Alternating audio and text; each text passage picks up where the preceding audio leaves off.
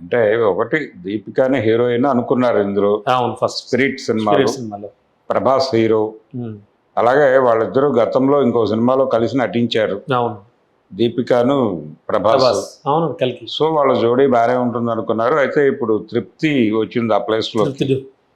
అది యానిమల్ నుంచి వచ్చినటువంటి అమ్మాయి తను తీసుకున్నాడు. తీసుకోవడానికి ముందు వీళ్ళిద్దరి మధ్య క్యారెక్టర్ కి సంబంధించిన ఒక చర్చ జరిగినట్టుగా ఈయన మాటల్లో నుంచి మనకు అర్థం అవుతుంది. అవునండి. ఎవరి మాటల నుంచి? సందీప్ నుంచి.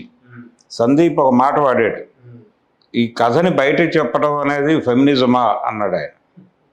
అంటే ఫెమినిజం అనే మాట వాడాడంటే హీరోయిన్ క్యారెక్టరైజేషన్ కి సంబంధించి తను ప్రతిపాదించిన అంశాలని ఆ అమ్మాయి కాదని ఉండొచ్చు. ఖచ్చితంగా. అవును. అంటే జనరల్ గా సందీప్ సినిమాల్లో హీరోయిన్ క్యారెక్టర్ ఒక పద్ధతిలో నడుస్తుంది. కొంత లొంగుబాటు ధోరణే ప్రదర్శిస్తుంది హీరోయిన్ క్యారెక్టర్. అవును.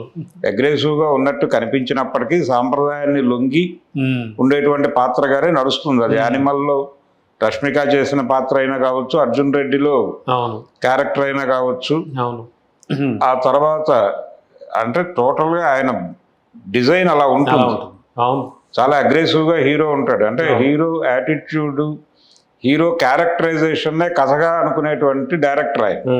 అది బుల్డోజ్ చేసుకుంటూ వెళ్ళిపోతుంది క్యారెక్టర్స్. కాబట్టి ఆ ధోరణి పట్ల ఆవిడేదో కొంత వ్యతిరేకత వ్యక్తం చేసి హీరోయిన్ క్యారెక్టర్ కి కొంచెం ప్రాధాన్యత ఉండేలాగా, దానికి ఒక అంటే చీము నెత్తురు ఉండేలాగా ఏదైనా చేయగలరా లాంటి చర్చ జరిపినట్టుగా కనిపిస్తోంది. లేకపోతే ఫెమినిజం అనే మాట వాడ్డా. కాబట్టి ఆ డిస్కషన్ లో భాగంగా ఆవిడని వద్దనుకున్నాడు. వద్దనుకున్న తర్వాత ఇప్పుడు ఆయన కంప్లైంట్ ఏంటంటే ఆవిడని వద్దు అని చెప్పేసిన తర్వాత ఆవిడ వాళ్ళ టీం దగ్గర ఎక్కడో ఈ రీజన్ ఎక్స్ప్లెయిన్ చేసుకుంది. అంటే ఈ సినిమాలో ఆ క్యారెక్టర్ ఇలా ఉండబోతోంది, అలా వద్దన్నాను నేను, అందుకు గాను నన్ను తొలగించారు. క్రియేటివ్ డిఫరెన్సెస్ అనే పద్ధతిలో దాన్ని ఈవిడ సవివరంగా వివరించడంతో కథ లీక్ అయింది. ఈ కథ ప్రపంచంలోకి వెళ్ళిపోవడం వలన అది సినిమాకి ఏమైనా డ్యామేజ్ అవుతుందా అనే దగ్గర మొదలైంది.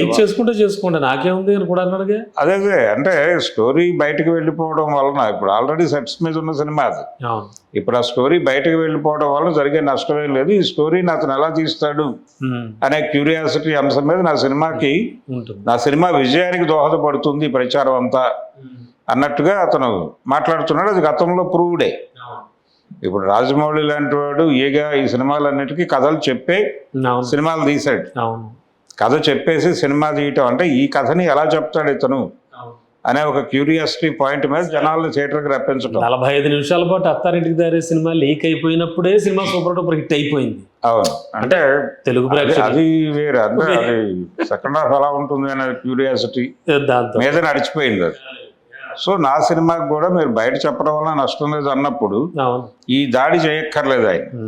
అయినప్పటికీ ఒక అటాక్ చేశాడు. ఆవిడ కూడా మాట్లాడింది. ఆవిడ కూడా కొంత అంటే ఆ క్యారెక్టరైజేషన్ దగ్గర వచ్చినటువంటి డిఫరెన్సెస్ ఇప్పుడు ఆవిడ రిప్లైలో కూడా కనిపించింది.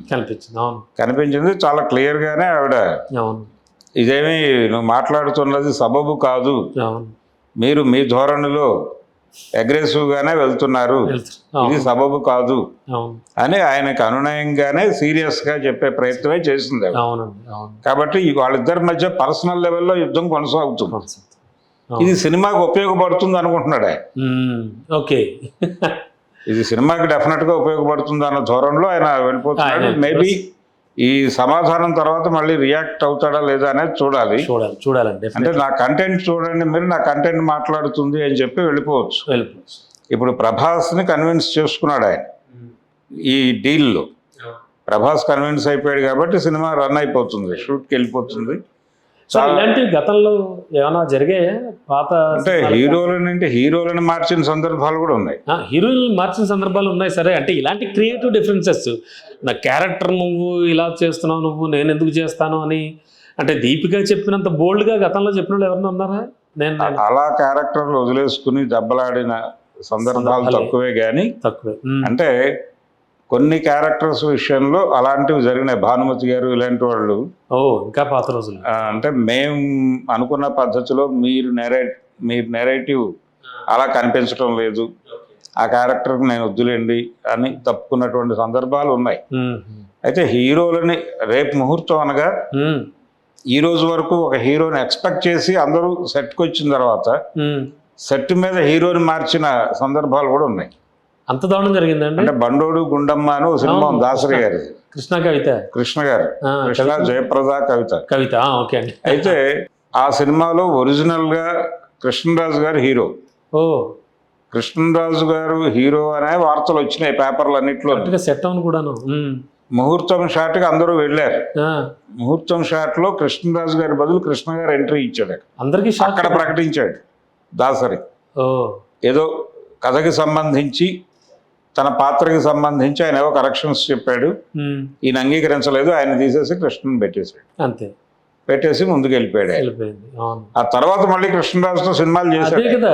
వారిద్దరికి బాగానే ఉండేది కదా, మంచి మంచి హిట్లు ఉన్నాయి, కటకటాల రుద్రాయి లాంటి హిట్లు. అవన్నీ ముందు, వాటి తర్వాత వచ్చిన సినిమా. అదేలేండి, తర్వాత ఆ తర్వాత కూడా చేశాడు దాసరి వాళ్ళు. అవునండి, అవును చేశాడు. కానీ ఆ సినిమా టైంలో మాత్రం ఆయన చెప్పినటువంటి ప్రతిపాదనలు ఈయన అంగీకరించదలుచుకోలేదు, హీరోని మార్చేశాడు ఆయన. అంటే హీరోయిన్ విషయంలో అయితే అలాంటివి జరగలేదేమో అంటే జరిగినాయి అంటే అవి కూడా ఇలాగే క్యారెక్టర్కి సంబంధించి. అది కూడా కొంతమంది ఆ పాత్రలో తన్ని తాను అలా చూపించుకోవడం ఇష్టం లేక వదులుకున్నటువంటి సందర్భాలు ఉన్నాయి. ఇప్పుడు ఎందుకు మిస్సమ్మ సినిమా కూడా ఆవిడ భానుమతి గారిని ఒక భానుమతి గారితో చాలా చేసి తప్పించారు. అసలు ఆవిడ అప్పట్లో పెద్ద రెబ్బలు కదండి, అలా ఎలా తప్పించారు సార్? అలా ఎలా ఊరుకుంది ఆవిడ అసలు? అంటే ఆవిడకి చక్రపాణి గారితో కన్విన్స్ అయింది ఆవిడ. అంటే ఏదో అంటే ఈయనకు ఒక వ్యూహం ఉంది, ఈయనకి ఆ క్యారెక్టర్ సావిత్రి మీద వర్కౌట్ అవుతుంది, ఇలాంటి ఐడియాలు ఉన్నాయి. దానికి దీన్ని వాడాడు అంతే. వాడి వ్యూహాత్మకంగా ఆవిడ్ని తప్పించి ఈవిడ్ని ప్రవేశపెట్టాడు. ఈవిడ జమున చేసిన క్యారెక్టర్ చేయటం కోసం ఉంది అక్కడ. ఈవిడ్ని ఆ క్యారెక్టర్లోకి ప్రమోట్ చేసి ఆవిడ చేయాల్సిన క్యారెక్టర్లోకి జమునని తీసుకున్నారు. ఇక్కడ అదృష్టం ఎవరిదంటే సావిత్రిది కావచ్చు. అలాగే దేవదాస్ సినిమాలో పార్వతి క్యారెక్టర్ కూడా భానుమతి గారికి వెళ్ళింది ఫస్ట్. మెయిన్ దేవదాసు నాగేశ్వరరావు గారు దేవదాసులో పార్వతి పాత్ర భానుమతి గారు చేసి ఉండాలి, కానీ ఆవిడ రిజెక్ట్ చేశారు, నేను చేయను ఆ క్యారెక్టర్. అంటే రిజెక్ట్ చేయడానికి ఆవిడకున్న రీజన్ ఏంటంటే ఆ సినిమా ప్రొడ్యూసర్ డిఎల్ నారాయణ గారు అక్కడ ప్రొడక్షన్ ఎగ్జిక్యూటివ్ ఎక్కడ భరణిలో.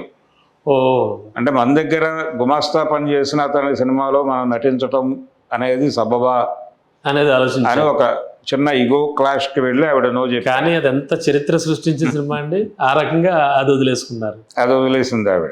అలాగే మిస్సమ్మ వదిలేశారు చక్రపాణి గారి గేమ్ లో భాగంగా. సో ఇలాంటివి జరిగాయండి గతంలో అయితే, జరిగాయి. కానీ సెట్స్ మీదకి వచ్చే వరకు కూడా నిన్నటి వరకు, నేను రాత్రి వరకు ప్రకటనలు గుప్పించి హీరోయిన్లు మార్చడం అంటే అది నిజంగా రికార్డే అండి. దాసరి గారు అయితే చేశారు. దాసరి చేశాడు, కృష్ణరాజుని తీసేసి కృష్ణని పెట్టాడు. బండోడు గుండమ్మ అనే సినిమాకి జరిగింది అది. ఇప్పుడు దీపికని క్రియేటివ్ డిఫరెన్సెస్, క్యారెక్టర్ కి సంబంధించిన ఐడియాలజికల్ డిఫరెన్సెస్ తో ఆవిడ్ని పక్కకి నెట్టేసి ఆయన తృప్తిని తీసుకొచ్చాడు.